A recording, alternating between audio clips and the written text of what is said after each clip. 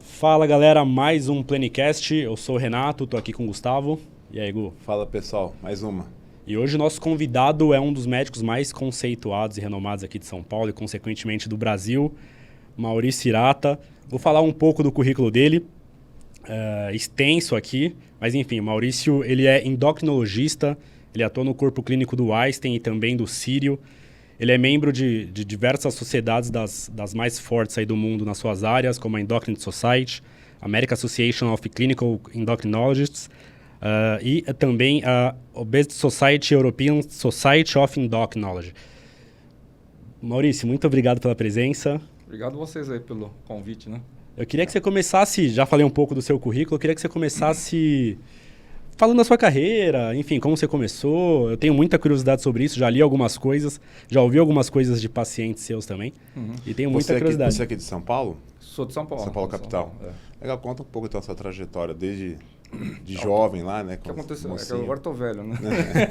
Mais jovem. Tô brincando. Assim, quando eu comecei, a endocrinologia não era das top. Era um negócio meio médio, né? Então, eu lembro que em São Paulo tinha 12 vagas de endocrinologista nas residências, né? 12 vagas? 12. Né? São Paulo inteira? São Paulo inteira. E era difícil já na época pelo número de vagas, mas não que era uma das mais almejadas, né? Mas eu entrei porque eu sempre me interessei por esse tema, mas não era uma especialidade super concorrida, nem que se achava que ia evoluir, né? Eu tinha essa curiosidade. Aí saí da faculdade, né? Da faculdade não, da residência, né? São 4 anos de residência. E abri minha clínica, né? Eu não nasci rico, né? Minha clínica era no fundo de uma andar superior de uma locadora de CD. E o CD tinha acabado de lançar. Em que região é isso, doutor? Na Praça da Árvore. Na Praça da Árvore? Então, na época que tinha acabado de lançar o CD era uma coisa cara, né? Aqueles laser discs também, né? Acho que vocês nem lembram disso aí, porque vocês são mais novos. Mas alugavam, né? No começo, que era caríssimo, né? Já vinha dos Estados Unidos e tal. Depois morreu, né? Rapidinho, né? E eu comecei nessa parte de endocrinologia e junto com isso começou a informática na medicina. Então foi um dos primeiros que adotou. Hoje parece que é um negócio tranquilo, né? Na época a gente começou a adotar os computadores, né? Que era um negócio rústico, né? Entendeu? Mas que já ajudava na elaboração de dietas, por exemplo. Legal. Ou dos prontuários, que prontuário antigamente era tudo... Tem muito lugar ainda que é escrito na mão, né? É verdade. E não entrava ninguém no começo da minha clínica. Minha clínica não, minha sala, né? Que era uma sala. E eu atendia num outro hospital, em alguns ambulatórios, e para manter, e davam 6 plantões aí por semana. Então, caramba. tinha dia que entrava de plantão na quarta-feira, né? Saia na segunda. Né? E tudo plantão de pronto-socorro, de UTI, de unidade coronariana, né? Porque eu tenho uma formação clínica, né? Então, acho que eu já assinei um atestado de óbito. Né? Normalmente eu consegui empurrar os casos, né? Sim. Mas me deu uma formação, a residência que eu fiz, que foi lá no Heliópolis, né? Eu peguei pronto-socorro do Heliópolis. Nossa, putz. Que eram os baleados, né? Só coisa... Eu cheguei a fazer diálise peritoneal em pacientes com AIDS. Caramba. Tem que carregar o jarro assim, né? Na mão. Então isso aí me deu muita experiência como clínico, né? Pô, que bacana.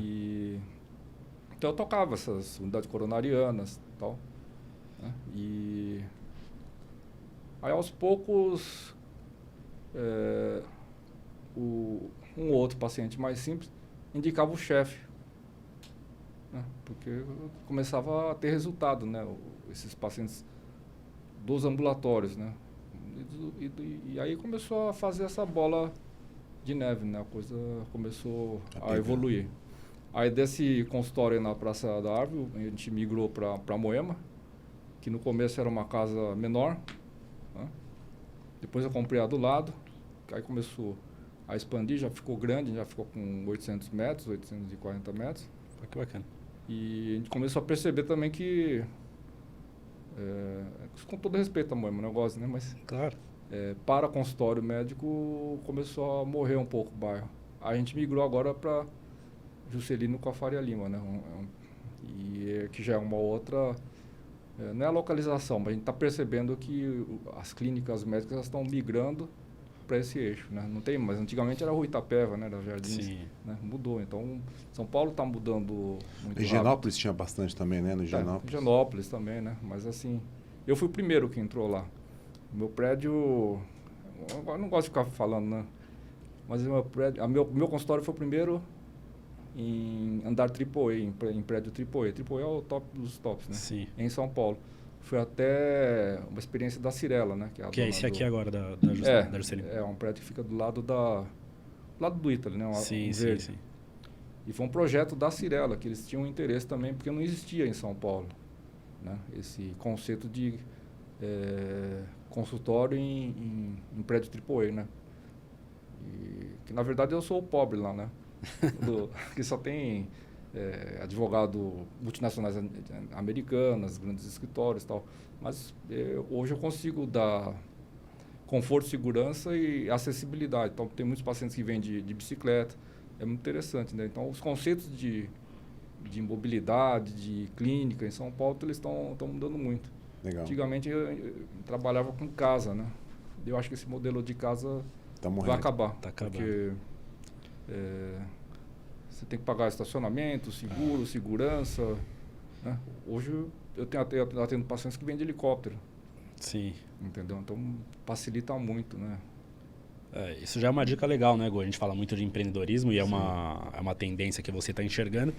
Algumas regiões ainda tem casa, né? Tipo Avenida Brasil, né? Enfim, tem, mas fica muito limitado, porque tem estacionamento, segurança. Entendeu? Pode acontecer um desastre. Quando eu tinha uma clínica, minha clínica era uma clínica grande. Pode acontecer alguma coisa. Nunca aconteceu. Sim. Mas pode acontecer. Às vezes tem gente importante. Perfeito. E mais pelo conforto mesmo, né? Sim. Então, tem várias questões aí que são interessantes. É um movimento novo aí. Agora já não está tão novo. Tem até alguns amigos que fizeram semelhante, né? Mas é uma tendência que eu vejo. Sim. Que já estava acontecendo nos Estados Unidos, né? Não nessa proporção, que eu recebo muito cliente americano que também nunca viu, né? É meio megalomaníaco, mas eu sou meio megalomaníaco. Mas não é megalomaníaco, é que eu gosto de... Eu vivo o dia inteiro lá, né? E eu quero sempre estar equipado com o que tem de última geração. Então, é uma nova fase aí que vai chegando para a medicina, né?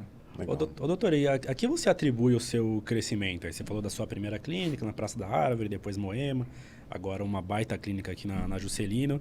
Você acabou de falar, né, de megalomania, mas eu atribuo isso à ambição mesmo, a sonhar, a capacidade de sonhar, né? E acho que até por isso você chegou onde você chegou. Mas a que você atribui o seu sucesso, esse seu crescimento nos últimos... Vou falar uma coisa meio besta, meio machista, até parece piada. Mas a primeira coisa é que eu casei tarde. Então, e eu não nasci rico, né? Meus pais são funcionários públicos, né? Eu ia perguntar isso também, enfim. Eles são funcionários públicos. Não é um salário tão bom. Eu fiz faculdade em Santos, então tinha dificuldade para pagar. Tinha que morar lá. E... Agora eu me perdi. O que é que você...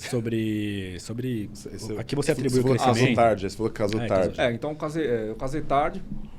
E então, os meus investimentos, então, em vez de você investir comprando um sofá para sua casa ou pagando mensalidade do apartamento, eu investia na própria clínica, entendeu? Eu não investia em imóveis para mim, para eu morar, né? Eu investia, tudo que eu tinha eu comprava para a clínica, né? Então, eu sempre comprei. Começou os equipamentos naquela época, né? Esses equipamentos mais modernos para a parte corporal, né? Eu lancei vários. Entendeu? Então comecei a investigar e comprar, só que eu morava muitas vezes. Essa primeira clínica em Moema, eu morava nos fundos no começo. Você morava na própria clínica? Na própria clínica, porque primeiro que eu tinha que acordar cedo, né? O movimento lá ia das 8 até as 11. Teus clientes sabiam que você morava na clínica? Não sabiam. Aí depois faltou espaço, né? Que era um salão grande atrás. Eu montei um mini loft lá. Aí eu mudei para um prédio do lado, um prédinho. Que assim, a gente vai percebendo com o crescimento que o paciente ele exige que você se modernize, que você ofereça conforto, segurança, entendeu? E quando eu tinha uma casa grande, 840 metros, mais tinha um outro conjunto de um prédio à frente, eu percebi que eu não conseguia administrar. Então agora no prédio, como é uma planta só, eu consigo saber desde a parte de telefones, TI, né? É mais interessante, mais prático e a gente consegue ter uma administração melhor. Então, eu também não gosto de ficar muito parado, sabe? Então, se você ficar sempre na mesma tocada, aí você vai atrofiando, né? Entendeu? Então, daqui, eu não sei para onde que eu vou. Né? Se o mundo não acabar com essa guerra, eu tenho planos, não é que eu não sou expansionista, né? Mas eu quero sempre dar mais qualidade para o que eu estou fazendo. Então, não é que é megalomaníaco, mas eu sinto que hoje minha medicina está melhor graças a esses avanços que eu consegui implementar. Mas não é luxo. Minha clínica é grande, mas eu acho que é um conforto que a pessoa tem que ter. E eu consigo atendê-los, né? O atendimento, na realidade, dentro de uma clínica vai muito além da prescrição final do médico, né? Ou do nutricionista, quem quer da equipe multidisciplinar. Envolve todo esse processo, como eu sou recebido, aonde eu estou, né? Quais os benefícios que eu tenho nesse tempo que eu vou, de repente, esperar num hall ali né? Enquanto eu vou ser atendido, enfim. Isso que você falou é muito importante, porque às vezes a pessoa pensa que é só atendimento, exato, né? Verdade. E não é isso, né? Eu gosto de replicar na minha clínica. Na verdade, a clínica é a minha casa, né? Que eu fico 90% do meu tempo na clínica, né?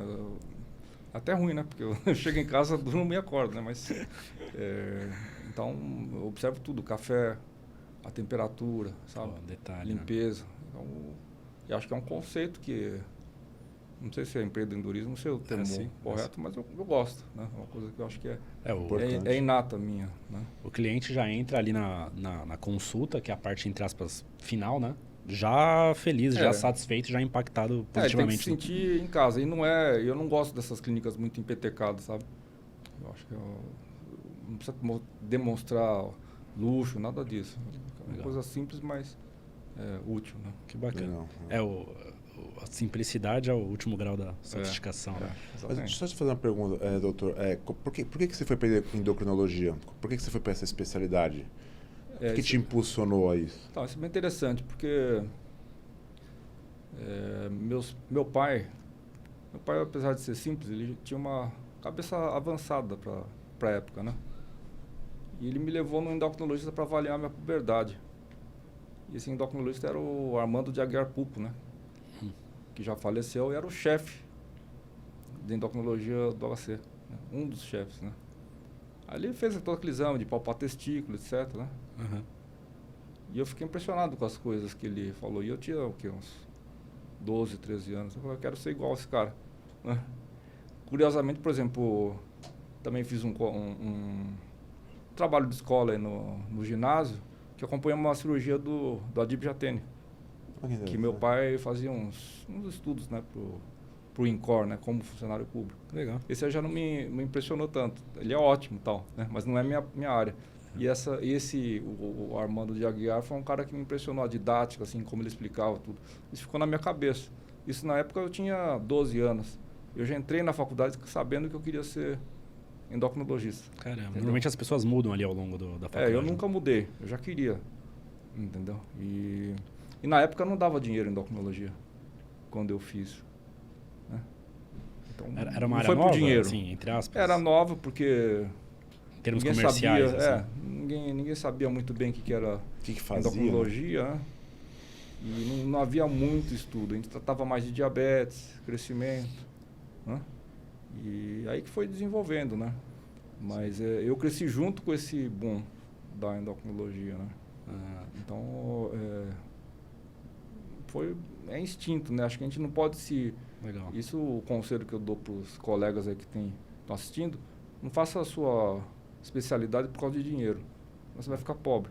Tem que fazer porque você gosta. Por amor. É. Né? Você faz bem. Não que eu seja rico, né? Eu vivo bem. Sim. Né? Mas o dinheiro, hoje em dia, é a última da prioridade. Pô, que bacana. Né? Se você fizer o que você gosta, mesmo que seja num SUS, num posto de saúde, qualquer lugar, uma coisa que você ama, tá bom. Agora você vai num lugar que você pode ganhar rios de dinheiro, tá fazendo coisa errada, sabe? Vendendo tratamentos errados, você não dorme bem à noite. Bacana. Né? Ô, doutor, e aí teve algum momento que que caiu a ficha, assim? Que você falou, pô, tô saindo da minha clínica no centro, tô mudando e de repente apareceu um grande empresário, uma pessoa famosa. Teve algum momento que falou, pô, caiu a ficha, caramba, tô mudando de patamar aqui na minha atuação? Teve isso ou não? Teve, porque isso também é uma coisa interessante, né? Que tem muitos médicos que estão começando, né? Que assistem, né? Pelo que vocês me falaram, que mais ou menos... Porque na época que eu montei Moema, também não tinha esse hábito de grandes consultórios, casas, né? Uhum. Eram mais conjuntos. Sim. Né? Conjuntinho. Uhum. Né? Tinha um ou outro grande, assim, né? Casas grandes, né? E começou a atrair, não por causa da casa em si, mas lá na Praça da Árvore já tinha um público bom, assim, grandes empresários, só que não tinha nem estacionamento, né? Tinha que ficar parado um monte de carro na rua, né? Só tinha 2 vagas, né? Entendeu? Era um sobradinho, entendeu? É. E aí eu fui para essa casa porque eu sentia que, não é pelo luxo, mas pela usabilidade, né? E de repente eu comecei a perceber que eu estava atendendo um nicho muito alto em São Paulo. Nessa época eu fui capa da Veja, né? Veja São Paulo. Né? Então fui eu, o Alfredo Halpern, acho que... Não lembro se foi o Filipe, o Pedrinola, mais 1 ou 2 médicos, né? Assim, os papas da saúde, né? Alguma coisa assim. Uhum. Né? Nessa hora que eu percebi, assim, que deu bom. Porque, na época, Veja era a Bíblia, né? É verdade. Então, nessa época, eu lembro que eu fiquei com mais de 1 ano de fila de espera, né? Eu tenho um arquivo guardado sobre essa matéria. Se você deve ter também, né? Porque eu fico pesquisando sobre medicina, às vezes, enfim, já achei essa matéria aí. E você acha que isso impulsionou bastante na época, um pouco, não? Ou um pouco, na verdade? Não, eu acho que não foi por causa da matéria, né? Uhum. É que consolida, né? Na verdade, cria uma Ela dá uma consolidação. base, entendeu? Assim, mas não é que... Não é que trouxe pacientes, entendeu? Sim. Mas você percebe que você está lá. É diferente. Legal. Né? É um reconhecimento, né? Público, assim, de certa tipo forma. uma medalha, né? Por exemplo, eu estar junto com o Alfredo Hopper, tá ótimo para mim, né? Porque o Alfredo Hopper, para mim, sempre foi o Papa, né? Infelizmente, ele faleceu, mas para mim era o cara que foi o pioneiro, né? Era a sua referência? Era uma das minhas referências, né? E, infelizmente, eu não conhecia, assim, ele a fundo, né?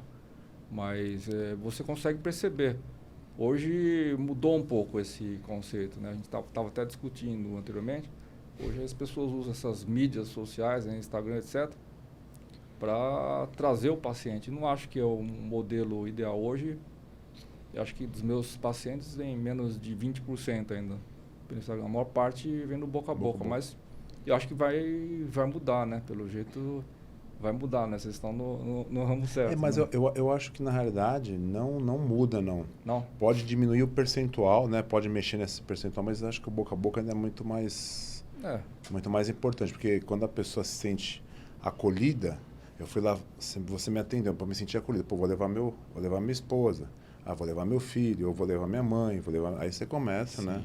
Aí você vira o que a gente fala, virar o médico da família praticamente, né? Sim. Que todo mundo começa a levar que confia em você no seu trabalho, na sua prescrição, no seu direcionamento, né? Eu tava... Pode falar. Não, só um complemento com relação a isso. Eu estava lendo esses dias um livro de empreendedorismo e eu vi que... Exatamente isso. Quando você vê alguém numa rede social forte, você até fica impactado. Mas não necessariamente você marca a consulta. Quando você recebe uma indicação de um familiar ou de um amigo, você nem vai mais atrás de informação. Você já se sente... Você tem um respaldo. Você tem respaldo já. Mas eu li um artigo muito interessante, um artigo americano, que durante esse período de pandemia, né, mudou esse... Então tem muito médico sendo escolhido pelo... Aqui no Brasil também, né? Tem também. Pelo Instagram, que é um conceito... Instagram ou, sei lá, Facebook, etc. Sim. Que é um conceito ruim, né? Porque as pessoas não sabem a formação acadêmica, etc, né? O histórico da pessoa. Né? Foi um tipo... Essa pandemia, ela trouxe esse malefício, entre aspas, né? Porque o pessoal olha aquilo lá e... eu acho que as pessoas não deveriam, é o que vocês falaram, não deveriam escolher pela mídia social, né? Porque nem sempre o que está lá, né? Sim. Corresponde à realidade, né? Exatamente. Infelizmente é um fato, né, Gu? Hoje, infelizmente, o Instagram também é uma questão de autoridade e muitas pessoas, de forma errada, optam pelo Instagram. É doideira, mas você fez um comentário, doutor, que eu achei interessante, queria que você, de repente, pudesse falar pra gente. Você fala assim, hoje em dia as pessoas têm alguns procedimentos errados e tal. O que você olha hoje, assim, quando você vai atender uma pessoa, ou que você recebe uma pessoa, o que você considera como, assim, um procedimento errado? O que te chama a atenção? A gente estava falando alguns assuntos aqui, depois até acho que o Renato vai perguntar, o que você considera, chegou com esse diagnóstico, e aí você fala, o cara tratou com isso, esse diagnóstico, não tem nada com nada, não. Dá um exemplo, por gentileza. Então, o que eu vejo... Que normalmente meus pacientes, quando chegam, eu sou a última esperança, né? Já rodaram vários, né? Ou vem para consertar, né? Então, a gente vê muitos diagnósticos de doenças que não existem. Entendeu? Doenças que não existem. Doenças que não existem. Então, por exemplo, eu recebo muito paciente tomando cortisona, corticoide, por causa do tal da falência adrenal, né? Isso é um tema polêmico, aí muitos acreditam, né? Entendeu? Mas a Endocrine Society, que é a sociedade americana mais influente no mundo, ela fez um statement declarando que não existe. Fadiga adrenal. Fadiga. A falência, fadiga. Por quê? Porque se você tiver fadiga adrenal, você morre. Entendeu? Então, a glândula adrenal, nunca ela pode ficar cansada. Se ela ficar cansada, você tem um choque adrenal. Isso se chama doença ou síndrome de Addison. Então, você tem que injetar imediatamente corticoide na veia da pessoa, senão ela morre. Caramba. É raríssimo. Eu, como endocrinologista, devo ter visto uns 3, 4 casos de síndrome de Addison, a verdadeira. Agora, o que acontece? Eles medem o cortisol no sangue, né? Ou na saliva. Esses exames são altamente imprecisos, porque conforme o horário ele muda. Às vezes, só de você chegar com a agulha, ele já sobe. Entendeu? Conforme o horário, ele está baixo. Então, você não tem parâmetro para você fazer um diagnóstico. Uhum. É prescrito o corticoide. O corticoide, no começo, ele dá uma euforiazinha. E, realmente, quando a pessoa tira, ela se sente mal. Uhum. Então, tem tido uma criação de casos de pacientes usando cortisona para aumentar o nível de energia, aumenta durante um tempo, mas depois passa. E ele tem efeitos deletérios a longo prazo. Qual que é o problema? É você criar uma síndrome de Addison, que é essa insuficiência adrenal, artificial. Quando a pessoa... que a adrenal é a glândula responsável pela defesa, né? O ataque e defesa. Então, se você precisar de corticoide para valer, numa reação, uma infecção, por exemplo, às vezes ela pode estar suprimida. Então, isso é uma das coisas que eu mais vejo. E outra é falso hipotireoidismo, né? Também tem esse... falência de tireoide, que agora inventaram, né? Então, todo mundo está com problema de tireoide, eles estão prescrevendo hormônio de tireoide sem necessidade nenhuma. Então, e ainda prescreve errado, que eles colocam T3 manipulado, né? T4, então as doses são muito variáveis. Só para vocês imaginarem por que eu não manipulo o hormônio de tireoide, entre os lotes, né? Você pega lá, Sintrode, por exemplo, aqui pode falar, né? Marca comercial. Sim. Conforme o lote pode ter variação. Então você troca do Sintrode para o Puran. Conforme a marca tem variação. Nossa. A indústria de manipulação, ela não consegue, infelizmente, não consegue manter essa precisão, porque é microdose. E a terceira questão aí, que é a mais polêmica de todas, é jovem tomando testosterona, né? Sim. Tá cheio. Exato. Entendeu? Isso aí depois a gente pode até desenvolver. Sim. Ô, doutor, até pegando esse gancho aí, você é endocrinologista, na teoria o profissional apto o que estuda hormônios, enfim, o metabolismo. E hoje muitos médicos atuam com essa questão hormonal sem a formação básica, prévia, né? A ideal. O que você acha disso? Você acha que esses médicos eles podem trabalhar com isso? Não podem? É perigoso? Ele pode desde que estude, né? Que tenha uma formação. Que não faça bobagem. Agora não pode inventar doença. Entendeu? Não pode seguir... Porque o que acontece? O endocrinologista ele segue algumas normas. Essas normas, elas são direcionadas pelas sociedades médicas, né? Muitos vão falar que é ditadura, etc. Mas é que essas normas, elas têm estudos. Eu não posso chegar eu e inventar. Um protocolo. O protocolo de Maurício. Se eu inventasse, estava rico. Entendeu? E tem muito médico que...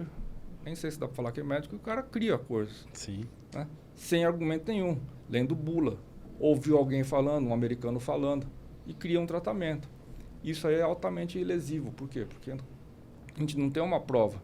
Né? Que nem a cloroquina. A cloroquina, um cara fez um estudo numa revista porcaria, né? E virou esse caos que até hoje tem, entendeu? Muitos médicos acreditam também em cloroquina. E eu cheguei a acreditar no começo, né? Mas hoje a gente vê que a revista era fraca, não era uma revista indexada, o grupo era pequeno. Então, assim, se você quer estudar endocrinologia, você pode estudar. Só que você tem que saber aonde você está se metendo, quais são os efeitos colaterais. Todo endocrinologista tem que ser um bom clínico. Então, o endocrinologista tem que saber tratar coração, entendeu? Tem que saber tratar uma hipertensão, tem que saber tratar uma arritmia. Né? Por isso que eu falei que esse período que eu trabalhei em UTI, etc., me auxiliou. Ele deve tratar tudo, tem que ser um bom clínico. Hoje a gente está, o endocrinologista está voltando a ser o médico de família, né? A gente trata de tudo. Então, o fato de você prescrever hormônio não quer dizer que você seja endocrinologista ou seja especialista. Por quê? Porque quando você prescreve um hormônio, ele tem um monte de efeitos colaterais. E quando eles se cruzam, geram alterações que nem a gente sabe. Quando eu fiz endocrinologia, a gente estudava o hormônio, que é uma molécula grande.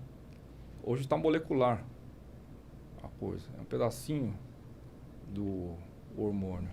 Então, pode fazer, não é reserva de mercado, mas faça com responsabilidade. Estude, use as diretrizes, né? Por exemplo, eu prescrevo muita coisa de cardiologia, né? Mas eu uso a diretriz, entendeu? Existe uma diretriz para você prescrever remédio para baixar colesterol. Eu não vou lá porque eu acho que é isso, né? Eu sei que tem que fazer assim, e assim por diante, né? Legal. Agora, infelizmente, as pessoas estão indo uma copiando as outras e vai ficando esse embaralhado, né? Exato. Ô, doutora, você falou das diretrizes, né? Que isso é uma forma segura, eficaz de se estudar.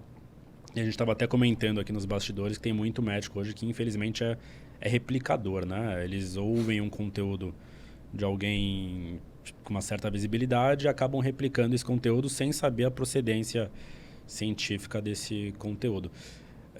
Você citou artigos científicos. Como que esses médicos devem estudar através de artigo? O que eles têm que se atentar para não replicarem, né? Simplesmente? Primeiro você tem que saber que tipo de revista que você está lendo, né? Se ela é indexada ou não. E o estudo, né? Então foi feito um estudo há algum tempo atrás sobre essas revistas científicas, né? 80% do que sai nessas revistas não presta para nada, entendeu? Não tem valor científico. E qual foi a conclusão? Que muitos desses autores eles ficam replicando o mesmo estudo, um estudo original, e vai repassando. Agora, as boas revistas, tipo o New England, o JAMA, por exemplo, elas fornecem as diretrizes. Em endocrinologia, você tem que ler o jornal de endocrinologia. Agora, tem revistas aí que não é porque você pode pegar, é muito interessante isso aí. Às vezes você vê lá, até no jornal ou nas mídias aí, estudo publicado lá no Alabama de não sei quem, um cara pegou 5 pacientes, falou isso. Não dá para acreditar. estudo ele tem que ter uma população grande, ele tem que ser prospectivo, quer dizer, você começa e vê para onde que vai, não ao contrário. Então, é fácil quando vocês leem qualquer artigo na internet, é fácil saber se é verdadeiro ou não. Vê o estudo, vê de onde que foi tirado. Se é uma revista de respeito, normalmente eles citam, se não... Então, o que aparece hoje nos sites aí de saúde, 90% é mentira, entendeu? Não dá para ler só resumo também, né? Não. O importante é qual a população, quantos, né? Então, o que acontece hoje? Tem muito médico que lê só a conclusão. A conclusão é essa. Exato. Mas ele não lê como é que foi feito, né? E outra coisa que é muito importante é você fazer parte das sociedades médicas, né? Então eu faço parte da sociedade médica de endocrinologia americana, europeia, e eles fornecem resumos para nós, porque o médico hoje em dia não consegue... Não tem tempo, né? não dá para ficar lendo. Então, diariamente eu recebo o resumo de tudo quanto for artigo. Mesmo assim, eu tenho que selecionar. Mas eu acho que uma das coisas que até foi no começo da minha carreira me auxiliou foi a internet. Porque no começo, para você se atualizar, você tinha que pegar o avião e fazer o curso lá fora, né? O congresso lá fora. E hoje não, hoje está tudo online. Eu lembro que daquela época, sei lá, eu já tenho 30 anos de formado, para hoje, foi em 2 ou 3 congressos nacionais, né? Entendeu? E hoje está mudando tudo de novo, né? Porque está ficando tudo online. Então tem, assim, a pessoa quer fazer uma coisa bem feita, ela consegue, né? Agora só não escute Canto da Sereia, né? Tem que fazer uma análise crítica, né? Sim. Entendeu? Mas mesmo alguns estudos científicos que aparentemente são colocados como ok, são seguros, eles também possuem uma margem de erro, né? Sempre, Sim. né? Sim. E a gente percebe que algumas pessoas, às vezes, elas têm uma certa dificuldade de amadurecer isso, né? De fazer isso... Como que você indica nessa questão? Então, mesmo um estudo grande, indexado, etc., a medicina sempre tem 2 lados. O contra e a favor, né? É verdade. Eu costumo ficar no meio. Eu sou o muro, né? Por quê? Que nem ovo, né? Ovo, algum tempo atrás, era proscrito. Hoje é alimento funcional. Entendeu? Então, sempre a gente tem que ter esse bom senso, né? E as visões vão mudando, né?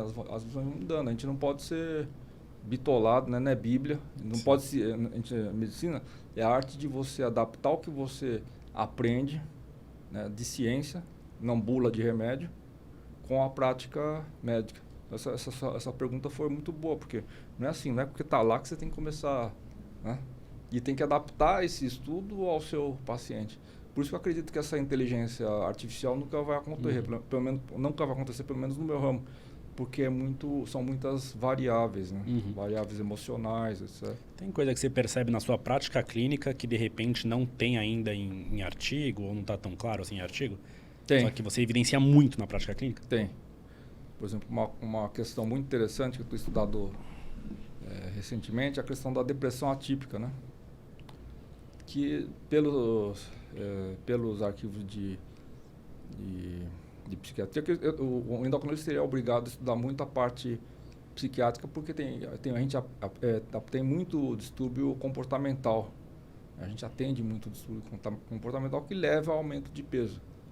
Então, por exemplo, uma questão que eu tenho encontrado muito agora, pós-Covid, são essas depressões atípicas. O que é depressão atípica? A depressão normal, a pessoa fica chorando em casa, toda aquela questão. A atípica, que vocês devem conhecer alguém até, que ficou muito frequente esse pós-Covid, e na verdade sempre existiu, é aquela pessoa que consegue ir num evento, rir, né? Só que de repente ela não tem energia para ir num trabalho, entendeu? Não consegue levantar da cama, né? Você chega lá, olha, ela tá rindo e tal. Né? Então, tem uma palavra que chama absenteísmo. Absenteísmo é uma das causas mais frequentes de falta ao trabalho hoje em dia. Né? Por quê? A pessoa falta por quê? Porque está deprimida. Mas você vai falar com a pessoa está rindo. Entendeu? Mas é falta de energia. É muito difícil de você tratar esses casos. Que a pessoa não consegue levantar da cama. Ela tem uma profunda sensibilidade à rejeição. Então, por exemplo, um funcionário vai na empresa, escuta que falaram alguma coisa má dele. Isso é muito amplificado, por exemplo. Queda de libido, entendeu? Aumento de peso, dá uma hiperfagia. Né? E os antidepressivos que a gente tem hoje em dia, eles não são apropriados. Ainda não existe uma conduta de qual antidepressivo a gente deve utilizar. Entendeu? Não está 100%. E a gente está vindo muito por conta dessas pandemias. Todas essas doenças mentais aí evoluíram muito agora por conta da pandemia. Então, e ela não é nem... Assim, a Sociedade Americana de Psiquiatria, ela nem considera como se fosse um subtipo. Eu considero porque fica mais fácil da gente raciocinar, só que não existe um consenso ainda de como tratar. E eu acredito que vai começar a ser estudado, porque está muito frequente. Todo mundo deve conhecer, vocês devem conhecer, uma pessoa que não sai da cama. Entendeu? E assim, fica bem, não é que sai da cama e fica chorando. Não, sai. Se quer tomar um chopp, vai. Só que depois, durante a semana, para trabalhar. Essa questão da depressão como ciência para se estudar é recente, não? Que agora na pandemia tá todo mundo com problema de saúde mental, né? Mas o estudo da depressão é antigo, é recente? Ele é relativamente antigo, né? Só que ele vai mutando, né? Então a gente vai descobrindo vários tipos de depressão. Então tem alguns tipos de depressão, por exemplo, como a bipolar, que você dá antidepressivo para a pessoa piora. Caramba. A pessoa fica mais doidona. Então, é muito impreciso ainda esse campo. Mas é o campo que a gente tem que estudar, porque é o que está acontecendo e a gente não tem muitas ferramentas. Então, existem alguns exames que estão saindo agora que eles caracterizam qual antidepressivo que a pessoa responde melhor, por exemplo, né? Mas ainda é um estágio muito inicial. Assim, para você dar diagnóstico de uma doença mental, tem um manual, né? Só que não é limitado aquela questão. E se você não tratar isso aí, não adianta você prescrever dieta para a pessoa, né? Remédio. Né? Mas uma dúvida que eu tenho, doutor, é assim, tudo bem que não tinha diagnóstico, né? Mas eu acho que, creio eu, que a depressão começou a ser mais diagnosticada nos anos 60, anos 70, talvez por aí, anos 80, né? Antes disso, na história da humanidade, a gente não tem muito relato, até porque não tinha essa... Mas assim, um relato de pessoas estarem tristes. Quando você pega algumas histórias, você sabe, na Grécia, na Roma, né? Nesses lugares, ou mesmo na China, você não tem essa história, a pessoa estava triste, que não saía da cama, tal. Não tem esse relato muito claro. Será que é uma doença dos tempos modernos, a depressão? Já existia, né? A gente vê alguns filósofos, né, na época que são mais deprê, né? Ah, tá, boa. Tá? Tipo, beleza, boa. Schopenhauer, né? É verdade. Platão mesmo, de algumas coisas, mas não era tão disseminada. Por quê? Sim. Porque hoje, pra gente viver, tem que ser um herói. Porque a pressão de tudo quanto for lado, tem esse Instagram aí que todo mundo tá feliz, né? A pessoa tem que parecer bonita. Então, as pessoas, o mal que eu vejo hoje das redes sociais é sempre que você tem que ser o bonitão, que está ganhando dinheiro, que adora o seu trabalho, né? É tudo perfeito. E não é a família realidade. feliz. Isso aí, com aquele corpo perfeito, né? Isso está causando um outro problema também, que é aquele dismorfismo corporal, né? As pessoas querem ficar o padrão Instagram, né? Eles não sabem que tem filtro, etc. Exato. Então, o índice, fora a Covid, fora a guerra atômica aí que pode acontecer, né? A gente está num período bom aí para ficar deprimido, né? Então, para você ficar lúcido, é difícil. Sim. Eu não acho que todo paciente tem que tomar remédio para... O remédio é a última opção, né? Sempre a gente tem que tentar outras manobras, por exemplo, tipo a terapia tradicional ou a TCC, né? Que é a terapia cognitivo-comportamental, que é a que eu mais acredito, que você tenta mudar esses pensamentos de repetição que te levam a ficar deprimido, uma boa alimentação, né? Mas às vezes você tem que o paciente aderir a esses tratamentos ele tem que ser medicado. E a medicação é altamente complexa hoje. Hoje, uma das coisas que eu tenho mais estudado é essa questão mental, e eu vejo que é muito difícil. Não só eu, como os colegas psiquiátricos. Né? A depressão sempre tem alguma repercussão hormonal? Ela pode vir de questões hormonais. Então, na menopausa, a gente vê muito insônia, né? Queda de libido, depressão, falta de energia, né? Por questões hormonais. Uhum. Aí a gente começa a tratar, normalmente eu trato junto com o psiquiatra e os remédios vão diminuindo, né? Agora não é só hormonal, né? Senão seria muito simples. Esse que é o perigo, lembra daquele tema que a gente estava tratando? É um médico que anuncia, não, trate sua depressão com hormônios, não é? Não tem. De repente a mulher tem um marido carrasco, um emprego ruim. É verdade. Entendeu? Então, não é o hormônio que vai resolver. Isso eu vi... é a pergunta que vocês me fizeram, que até foi interessante, que eles estão vendendo o hormônio como se fosse a solução do mundo, né? Se fosse a solução, a gente colocava na água, né? Eu vejo assim muita simplificação, né, das coisas, né? Esses dias eu vi um rapaz, até meu irmão comentou, né? Meu irmão falou, não, tem um médico aí que tá com, né? Enfim, aí foi ver o cara nem médico era um biólogo. Já começava por aí, não era médico. Mas ele se colocava de uma tal forma que, né, que a rede social te ajuda a te criar essa credibilidade, né? Então ele fala bem, se veste bem e tal. Então isso traz uma certa... E aí ele falava que, pô, tudo se curava com água, limão e não sei o quê. Então você parece que simplifica coisas que, pô, se fosse fácil assim, então não tinha tanta doença assim no mundo, né? Só parar pra pensar um pouco também, né? Mas é um jeito fácil de você vender, né? É um jeito fácil. E aí você vê a quantidade de produtos fakes aí, de tratamentos fakes aí que tá vendo por aí. Isso na verdade seria um problema de saúde pública, né? Sim. Então, por exemplo, a Anvisa tinha que pegar mais forte, o próprio CRM, né? Outro dia atendi uma paciente que ela veio com uma prescrição de uma dentista que fez uma prescrição ortomolecular. Tava cheio de hormônio de tireoide, hormônio da adrenal, progesterona. Como é que ela avalia isso aí, né? Sabe?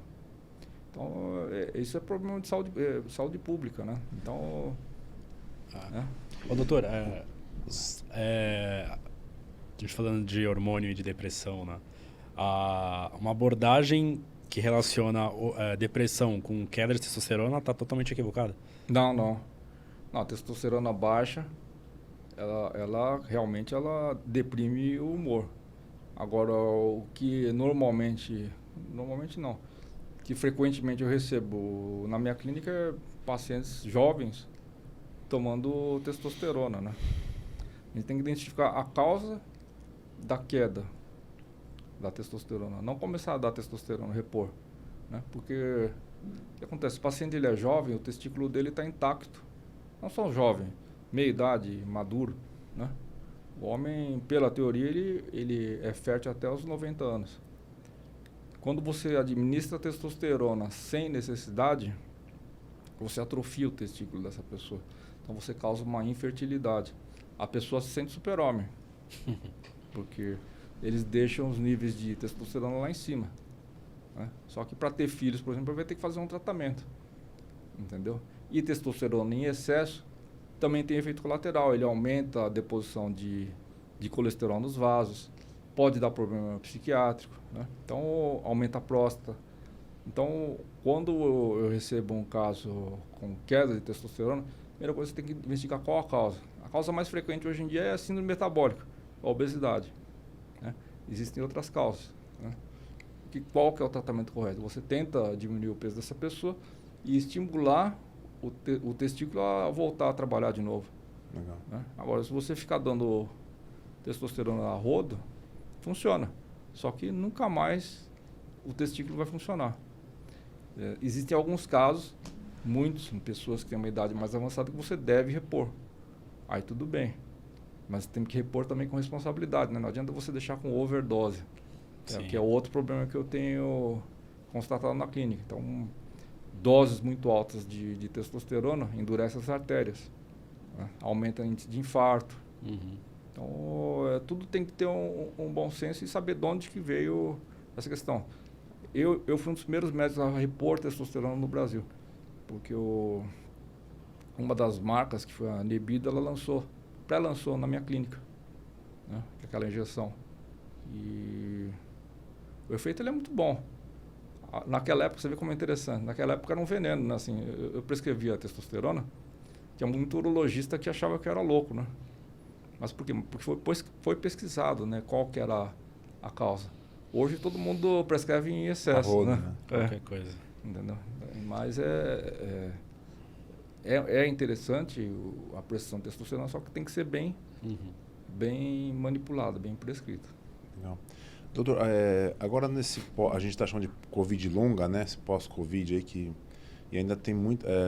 na realidade, pelo que eu entendi, estudando, a Covid foi um problema, mas agora o pós-Covid realmente está tendo várias repercussões. Eu até vi um estudo da USP de manhã, né?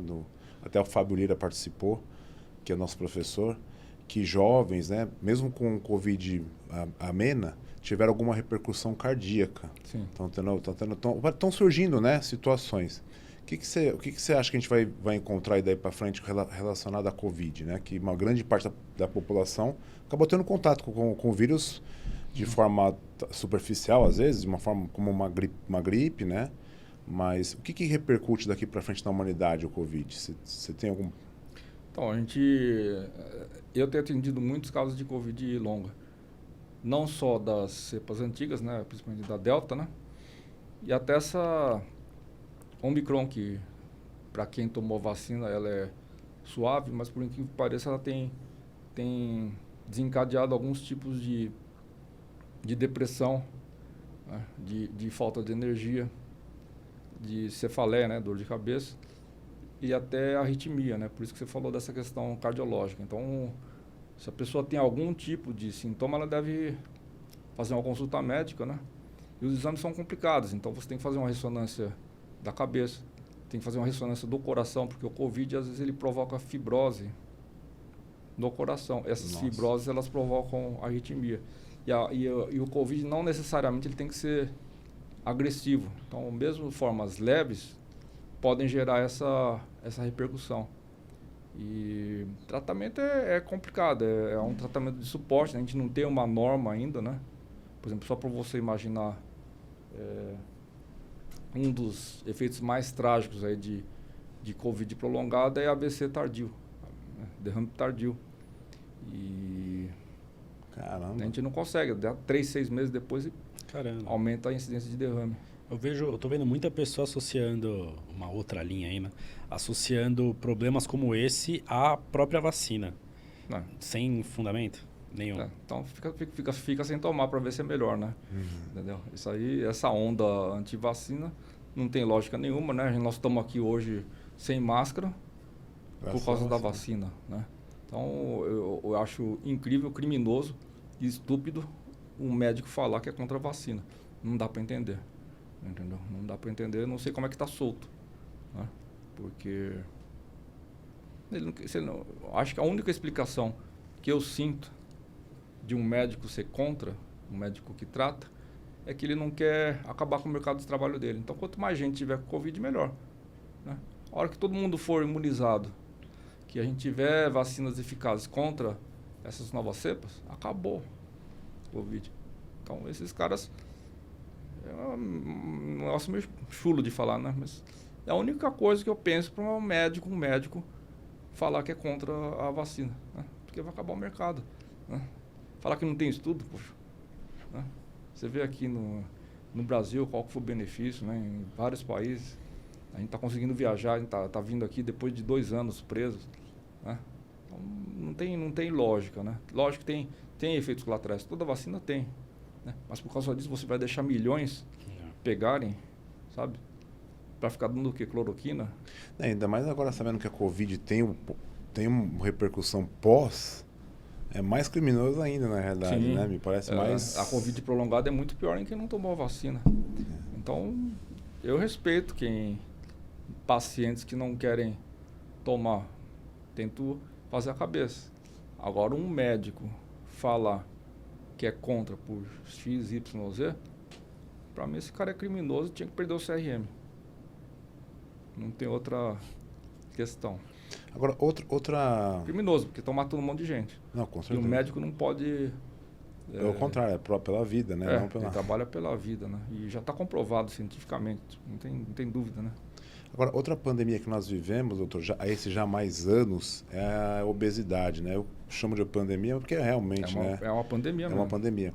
E essa, quando que a gente vai ver o fim desse... Existe o fim da obesidade? Como é que você visualiza isso? Porque, na realidade, a sua especialização trata, né, na grande maioria, Sim. obesos, né? Quando que a gente acaba com isso? Por que é difícil acabar com isso? Surgem remédios aí, né, análogo de LP, parará, mas assim, a gente não consegue... e aí os remédios surgem, mas eles são sempre... ajudam, mas não acaba, né? Não consegue vacinar, né? Uhum. Quando que acaba isso? Não, as medicações que a gente tem hoje, elas estão bem seguras, elas estão até mais relativamente fáceis de aplicar, né? Tipo o Saxenda, o Ozempic, etc. Só que não é só tomar o remédio, senão vai ser fácil, né? Tem várias questões aí que a gente tem que analisar. Então, por exemplo, você usa o Ozempic, que é a medicação mais potente que a gente tem no mercado. Se a pessoa tiver algum distúrbio alimentar, comer por ansiedade, não vai funcionar. Então, tudo a gente tem que ver a causa. Tem pacientes que a gente prescreve Ozempic, começa a aumentar de peso, começa a comer mais doce. Então, o tratamento de obesidade, ele é multifatorial. Por isso que eu falei da questão da psiquiatria. A gente tem que estudar o sono da pessoa, tem que estudar a flora intestinal, tem que estudar antecedente familiar, né? A gente tem exames nutrigenéticos, né? E nutrigenéticos sérios, né? Não é o que tem por aí, né? E aí a gente chega a uma conclusão. Mesmo assim não é fácil, né? Assim, trata-se hoje, mas não tem uma solução assim que eu entendi que você quer falar da pandemia. A pandemia ela na verdade é um problema político. Por quê? Porque você ficar magro é caro. Você comer proteína é caro. Você comer salada é caro. Você ter direito a frutas é caro. Você fazer atividade física é caro, né? Tem que ter pelo menos um ginásio para a pessoa treinar. Então, acabar acho que não acaba. Tem saído boas medicações, ótimas, né? Mas não é o remédio que trata o doente. São uma série de medidas. Qualquer doença, né? Ele tem que ser multifatorial. Então, por isso que eu digo que o clínico, o endocrinologista tem que ser um bom clínico, né? Então, você tem que tratar tudo para chegar no resultado final. Legal. Bacana. Doutor, relação hormônios e câncer. Eu também já cresci ouvindo que essa reposição, não é reposição na verdade, né? O uso de hormônios gerava câncer. Também de uns tempos para cá eu ouvi alguns médicos falando que não, na verdade o câncer surgia, em alguns casos, pela deficiência hormonal e não pelo excesso. Pela deficiência hormonal, eu faltei nessa aula, né? Mas assim, a gente sabe que tem alguns cânceres que eles são mais sensíveis. Então, principalmente o câncer de mama, né? Então, tem alguns tipos de câncer de mama que eles são mais sensíveis aos hormônios, né? A progesterona e ao estrógeno.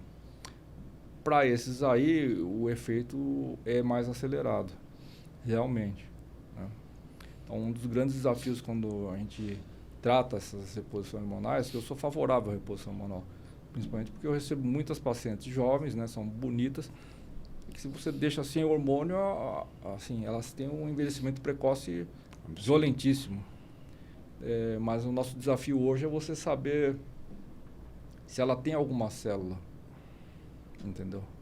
Se ela tem essa propensão. Pelo antecedente familiar já é uma contraindicação boa, mas tem pacientes que não têm essa contraindicação. Então, a gente tem aprimorado esse approach, né? E não é ficar dando hormônio para todo mundo, principalmente mulher. E tem mulher jovem hoje, eu vejo mulheres jovens, eu recebo na minha clínica, tomando hormônio desnecessariamente, que tiveram câncer de mama, né? Não que eu seja contra. Eu fui um dos primeiros médicos no Brasil, também acho que eu sou velho, né? Que começou a fazer reposição hormonal, né? Eu cheguei a dar aula de reposição hormonal para ginecologista na residência, né? E eu sou amplamente favorável. A testosterona, Assim, se ela estiver baixa, se o paciente tiver uma testosterona baixa, por um motivo fisiológico, por doença, você está autorizado a repor testosterona. Agora, testosterona em altas doses, em pacientes que não têm indicação, que já pode ter um nódulo, alguma coisa, pode, claro que aumenta o tamanho da próstata. Né? Então, tudo tem que ser pensado, né? Mas assim, hormônio de crescimento também, né? Sim. Que acho que todo mundo fala. Eu não prescrevo hormônio de crescimento. Eu recebo um monte de visita de laboratório que quer que prescreva, né? Porque dá lucro.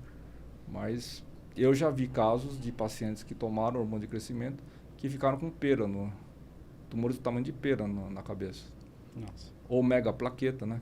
Um tipo de célula grande. Então, se você tiver algum tipo de célula maluca lá, ele estimula o crescimento, né? A gente não controla ainda a reposição. Ninguém sabe, Sim. não existe um protocolo. Sim. Né? Por que não existe protocolo? Porque tem esse efeito colateral grave. Eu acho que até pode ter alguma coisa, mas quem prescreve hoje hormônio de crescimento, infelizmente ele está indo pelo feeling, né? Não tem estudo. Se tivesse, eu estaria tomando, porque o efeito é bom. Eu estaria tomando e ela está prescrevendo para vocês. Né? É lógico. Vai ficar com a pele bonita, fica bem, forte. Só que pode ter esse efeito colateral. Eu acho que não vale a pena. Né? O risco é maior, né? Mas e os SARMs lá quando saíram? SARMs eu acho que é uma... Foi proibido agora novamente, né? O SARMs é uma medicação interessante, né? Porque ele atua só na periferia. Tem vários tipos de SARMs, né? Ele foi proibido porque, primeiro que ele estava sendo vendido até na internet, né? Eu acho que se ele tivesse um uso restrito a médicos especialistas, não curioso, eu acho que ele poderia estar ainda no mercado. Agora, deve ter ainda por contrabando, não sei. Né? Mas é uma medicação interessante, porque hoje que a gente tem?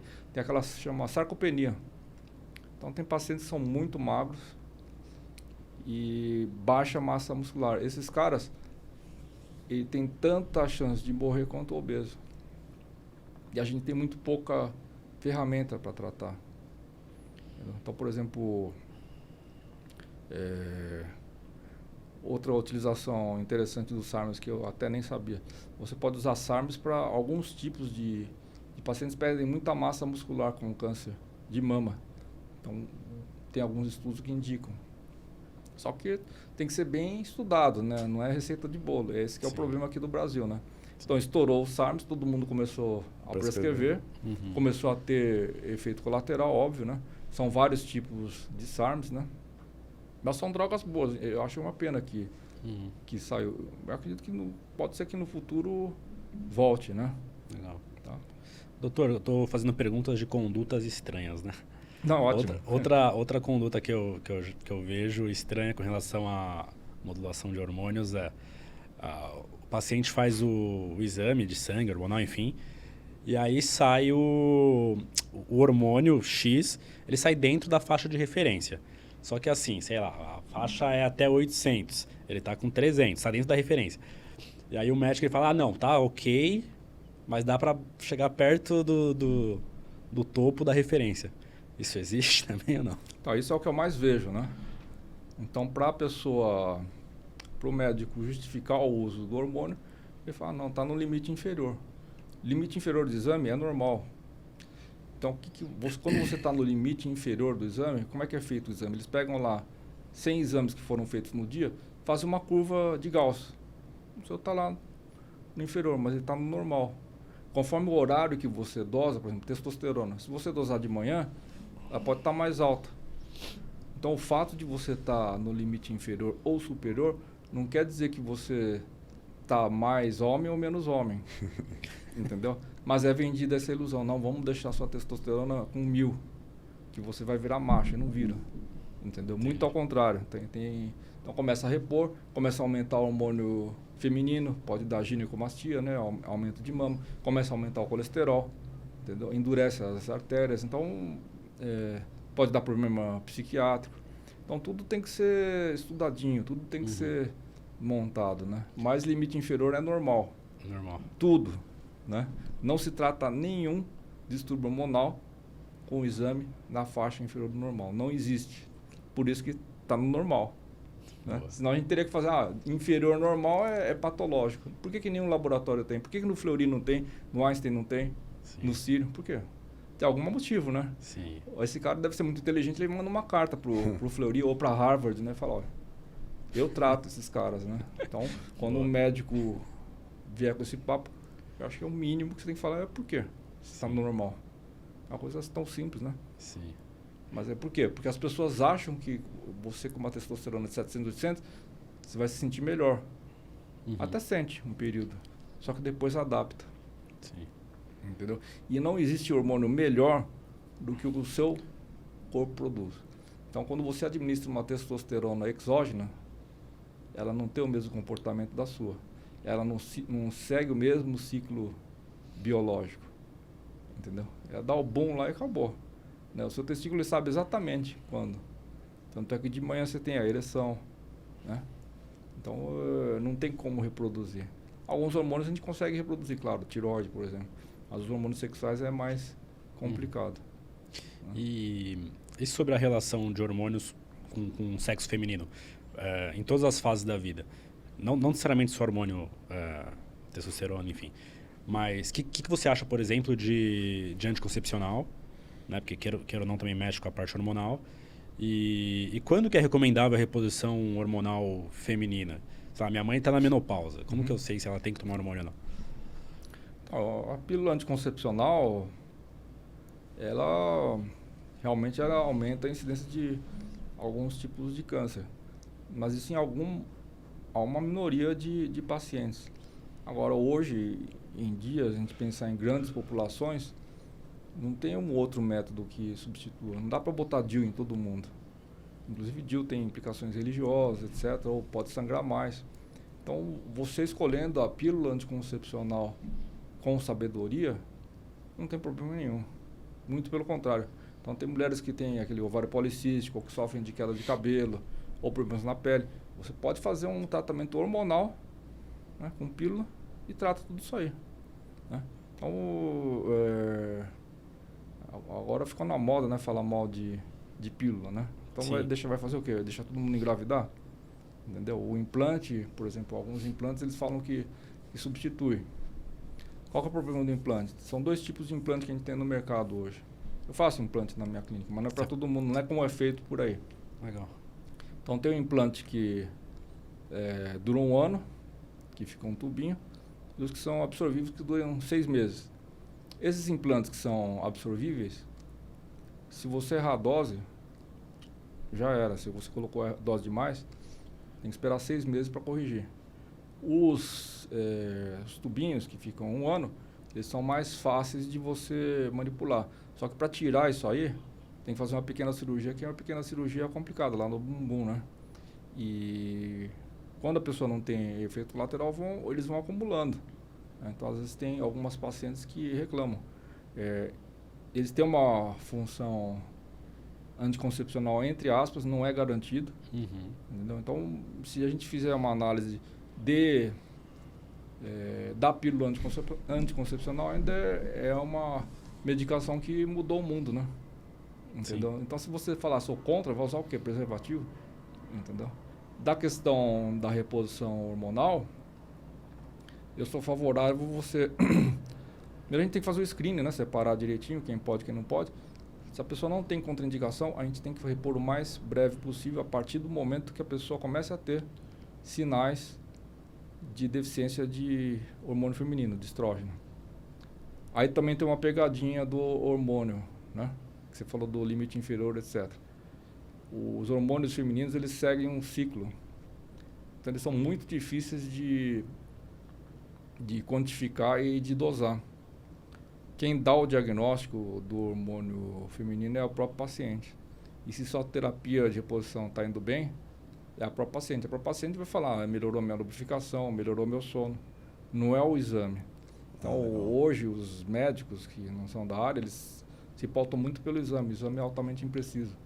né? Outra coisa que eles pedem muito é T4 livre, T3 livre, testosterona livre, é tudo calculado isso aí. Entendeu? É uma porcaria de exame. Então, a gente não pode tratar o exame, tem que tratar o paciente. Né? Perfeito. Legal. Muito legal. Tem mais alguma agora, Gu? Não.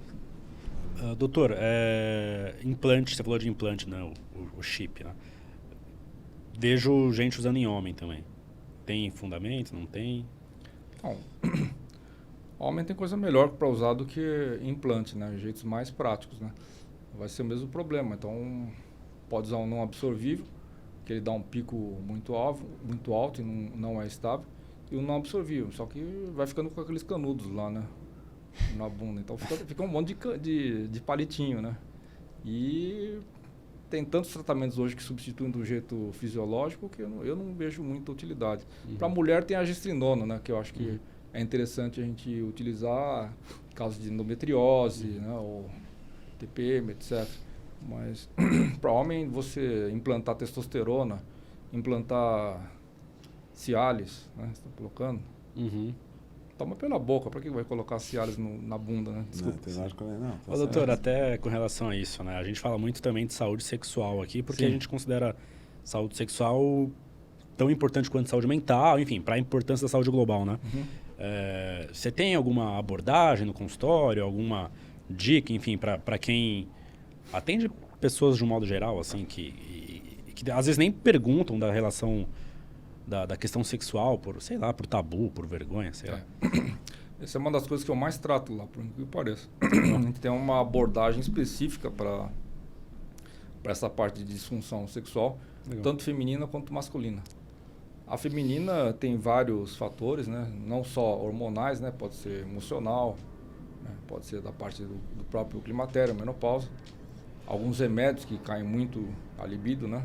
Alguns antidepressivos. E a masculina, porque a partir dos 40 anos de idade, mais ou menos uns 40%, vocês têm quantos anos, hein? Eu tenho 33. 45. Então, Sai pra já mim. diminui um pouquinho a questão de potência sexual. E não que você tenha, mas começa a senescência, né, que a gente chama. Então, por exemplo, um dos primeiros sinais que a gente consegue observar em pacientes diabéticos é a perda da qualidade de ereção. Ele diminui aquela ereção matutina, né? Tem outras causas também, né? Mas, normalmente, pacientes pré-diabéticos, tem metabólico, tem essa queda. Ou mesmo pacientes normais. Então, a gente tem feito um foco, principalmente no homem, que o homem não se queixa muito. Ele acha que tomou Viagra e resolveu. Né? Verdade. E é uma série de condutas que a gente tem que fazer. Quando você fala assim, a qualidade de ereção, o pênis não fica mais tão ereto como ficava antigamente, é isso? A gente dá uma nota, né? Entendeu? E todo mundo fala que não tem problema, né? Mas na clínica em privado a gente Entendi. aumenta. Né? Legal. E a diferença, a gente está falando da testosterona, me lembrei aqui um assunto importante. Surgiu a testosterona bioidêntica, né? Como a testosterona de laboratório, ela causaria problemas, e a bioidêntica não causaria problemas. Por exemplo, eu vou falar já dos femininos, essa história do bioidêntico, a maior parte dos hormônios que a gente tem no comércio, que são estradiol, por exemplo, é bioidêntico. Entendeu? Existem poucos hormônios à venda no comércio que não são bioidênticos. Né? Um é o Primarin, né, que é derivado de égua grávida. Né? Mas a maior parte deles é bioidêntico e é feito por engenharia genética. A testosterona, um pedaço dela é bioidêntico, porque é fácil de fazer. Agora, conforme o tipo de veículo que é utilizado, então, por exemplo, essas testosteronas que a gente dá injetável, ela já não é mais bioidêntica, porque ele tem que ter um carregador para durar mais tempo. Mas isso não interfere na ação dela, né? É marketing, né? Então, lógico que tem testosteronas que não são bioidênticas. Por exemplo, tem algumas injeções de testosterona que elas misturam vários tipos de testosterona. Aí já não é bioidêntico. Mas, por norma, todo endocrinologista ele só prescreve o que é igualzinho ao corpo. Né? E você falar que o seu tratamento é diferente porque é bioidêntico, é marketing, porque você não está fazendo nada mais do que sua obrigação. Né? Agora, não quer dizer que porque é manipulado, ele é bioidêntico. Não. Está cheio no comércio. Né? E, assim, o hormônio, eu acho que é muito difícil a farmácia de manipulação fazer igual à indústria farmacêutica. Por quê? Porque esses hormônios, eles exigem engenharia genética. Né? Às vezes, eles pegam um pedacinho do hormônio e colocam dentro da bactéria para, por exemplo, o hormônio de crescimento, né? Para replicar. Então, a qualidade é muito complicada, né? Entendi. Doutor, o que você acha que é tendência de estudo e de atuação em medicina? A gente citou, sei lá, intestino, genômica. O que você acha que é tendência aí atual e futura? Atualmente, o que o endocrinologista mais estuda é a flora intestinal, por que pareça, né?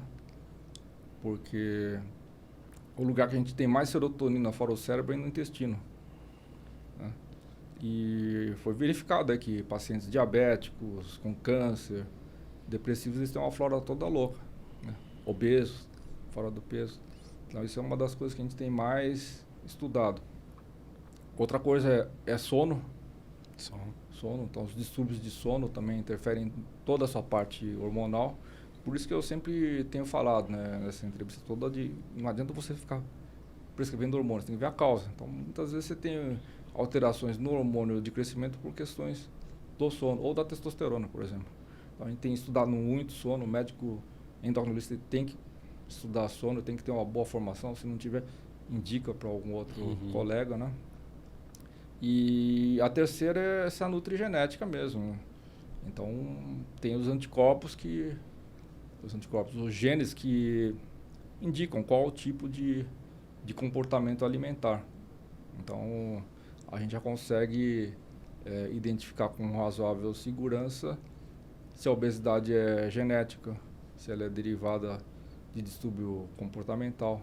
São ferramentas interessantes. Para o futuro, eu acho que vão ser essas medicações, para a obesidade, claro, mas eu acho que vão surgir melhores tratamentos para a parte de flora intestinal. Entendeu? Talvez transplante, né? Porque o Einstein já está começando a fazer transplante para a parte de diarreias, né? Por antibióticos. E câncer, né? Que é o que todo mundo vai morrer. Porque coração, hoje em dia, eu acho que o paciente bem acompanhado é muito difícil de infartar. Legal. Mas câncer, eu acho que vai ser... É ruim, né? Porque a gente está morrendo mais de câncer hoje do que coração, né? Os status públicos, os status sociais mais altos. Câncer, acho que vai ser o que vai ser mais estudado, né? E é difícil, né? Um tema difícil porque a gente fala da prevenção, etc. Mas tá cheio de gente que não fuma, que se alimenta bem e tem câncer de pulmão, né? É uma coisa... É traiçoeiro. Câncer é uma doença traiçoeira, né? E é o que vai ter mais investimento, né? Já está tendo muito investimento, mas está muito fora ainda da nossa perspectiva, né? Tem um aumento aí? Tem uma causa desse aumento? Diagnóstico, né? A gente consegue diagnosticar com mais precisão. Então, o diagnóstico ele tem que ser preciso, né? Então, uma das coisas que eu faço lá na minha clínica sempre é um check-up direcionado para câncer, para problema de coração. Por isso que eu falo que todo endocrinologista, todo médico tem que ser um bom clínico geral, né? A gente tem que fazer medicina preventiva, não curativa, né? Agora também não é para ficar procurando coisa que não tem que procurar, né? Então, por exemplo, você faz um diagnóstico de essa pessoa tem uma grande chance de ter Alzheimer. Não adianta nada, porque não tem tratamento precoce, entendeu? Então tudo tem que ter uma lógica, né? Bacana. Legal. E aí, Gu? Legal, pode agradecer aí, doutor, pela presença, pela aula, né? Deu uma aula aí pra gente, várias coisas. Muito obrigado mesmo aí pela colaboração. Pela pergunta, que é raro, viu? Vocês trabalham muito bem nessas perguntas, né? 90% das entrevistas que eu dou, as pessoas não são tão articuladas assim. Vocês estão de parabéns. Pô, doutor, muito obrigado. É uma honra ter você aqui. Eu estou me sentindo honrado mesmo, de verdade. Eu também. Já te acompanho há muitos anos e sempre admirei seu trabalho, então obrigado. Não deixa de ser uma realização aqui pra gente também. Muito obrigado. Obrigado a vocês. Obrigadão. Valeu, gente. Valeu, pessoal. Tchau.